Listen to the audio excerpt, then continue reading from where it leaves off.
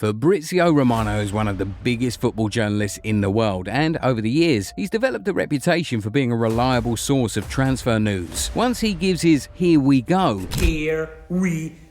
fans and even fellow journalists take it as a seal of approval. His accuracy, tirelessness, and wide range of transfer reports have helped him blow up, and he received love and admiration from all over the world. But recently, all that has begun to change. Fabrizio has started to go from hero to villain in the football community, and he's no longer as loved as he once was. Why is he now so hated by the masses? Is Fabrizio Romano now being completely exposed, or is there just some massive campaign against him? Let's talk about it. Those who are regulars on social media must have noticed the beef between Fabrizio Romano and Pletenberg of Sky Sports. It all started when Fabrizio gave his "Here we go" to the Yan Diomande transfer to Real Madrid. Yan Diomande to Real Madrid! Here we go! And Florian said that it was actually not a done deal just yet, as there was no full agreement between RB Leipzig and Real Madrid, as confirmed by the two clubs and the players' camp. That led to a back and forth between the two journalists on Twitter. Florian pointed out how Fabrizio always wanted to be first, which led him to jumping the gun on many occasions before everything was confirmed. He gave an example of how Fabrizio put up a post of the full-time scoreline in the Brazil vs Norway game in the round of 16 of the World Cup as 2-0, because he wanted to be the first to post it. Unfortunately for him though, Neymar scored very late in the game to make it 2-1, exposing Fabrizio's habit of posting a little too quickly. In that back and forth, Florian had some real scarring words for Fabrizio, saying that he used to be a role model for many, including himself, but he isn't anymore. He also claimed that what Fabrizio does isn't journalism. But of course, Romano just didn't take all of that lying down. He hit back at the Sky Sports reporter, pointing out some errors that he had also made, especially when he talked about Florian Wirtz wanting the number 10 shirt at Liverpool and the player himself coming out to shut that down. Now, who was the winner of that beef? We'll leave that to you guys to decide. But that conversation forced us to begin to ask a few questions and dive into a few things. Does Fabrizio truly jump the gun? Does he even have insiders at these clubs, or is he now being shut out? Let's go back to the Yan Diomande report. When Fabrizio gave his "Here we go," he didn't put a specific price on it. All he said was that the agreement had been closed for a fee over 100 million euros. This led to people to question the veracity of the report. If indeed it was a done deal, shouldn't there have been a specific price tag on it? And that wasn't even the first time something like that had happened. So it felt like it was becoming a pattern. Fans started to point out the difference between the way Fabrizio Romano reports and the style of David Ornstein of The Athletic. David doesn't post so much, but when he does, he tends to give enough info. For example, when he posted about Yan Diomande, he said that Real Madrid are expected to sign him. He explained that 2 bids have been rejected, but an agreement is likely soon, which is a different tone from Fab's "Here we go." Add this to the fact that Fabrizio has a track record of some failed "Here we goes" in the past, and it starts to look spooky.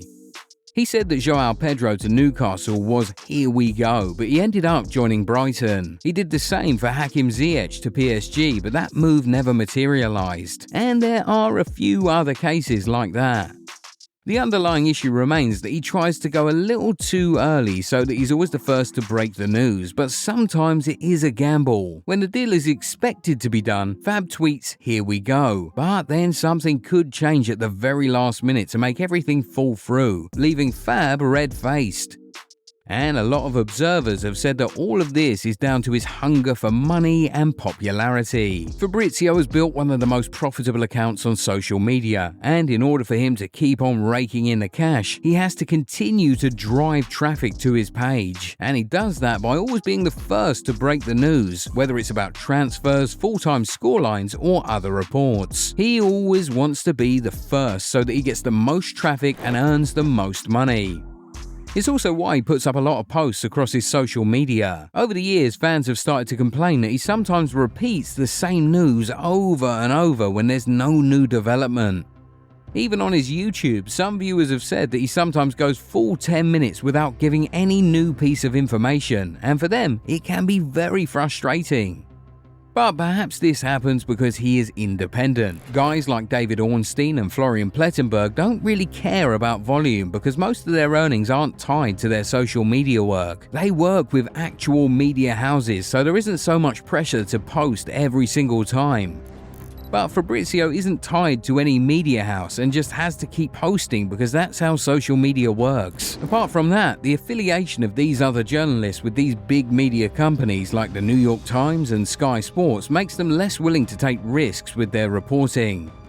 Fabrizio can do whatever he wants because he's independent, but those other guys cannot, as whatever they do reflects on their companies and they could end up in big trouble if their gamble backfires one too many times. So who knows, maybe they would also be acting like Fabrizio if they were in his shoes. Another issue some fans seem to have with Fab these days is that he often preys on smaller journalists. On a few occasions, he's reported certain transfers as exclusive when they weren't. Some of them had initially been broken by smaller niche accounts, but because he has such a big following, the majority would believe that he indeed had the exclusive. A good example of this is the transfer of under-17 winger Kieran Thompson to Newcastle United from Arsenal this summer. He tweeted that it was an exclusive story, but community notes on Twitter exposed that different accounts had already reported that move before Fabrizio. However, we must also admit that Fabrizio indeed does get his own exclusives. Karim Adeyemi to Barcelona and Denzel Dumfries to Real Madrid this summer were both real Fab exclusives. Sometimes he even gets exclusive photos to back up his reports, so it's clear that he indeed still has insiders. Also, other journalists have also been guilty of what he's being accused of here. Ornstein once posted about Osimhen moving to Chelsea on loan, but of course, that never materialised. This summer, he talked about Arsenal making a move for Vinny, while Fabrizio stayed completely quiet about that. Now it's looking like it's not gonna happen. On the flip side, Fabrizio has had some real screamers in the past that helped build his reputation. Remember when he broke the news that Marc Cucurella would be moving from Brighton to Chelsea? He gave the whole thing his "here we go" seal and had even already photoshopped the defender into a Chelsea jersey.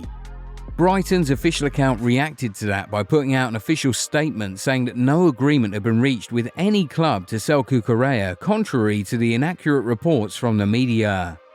And fans started to go at Fabrizio for lying and reporting fraudulent news. The Italian replied to one of the fans saying, "We will see who lied." And well, just 2 days later, Chelsea released a statement saying that they had reached an agreement with Brighton for the purchase of the Spanish defender. Stuff like this is why people continue to trust whatever he posts, and although he might have had some howlers, he still has a pretty impressive success rate with his news.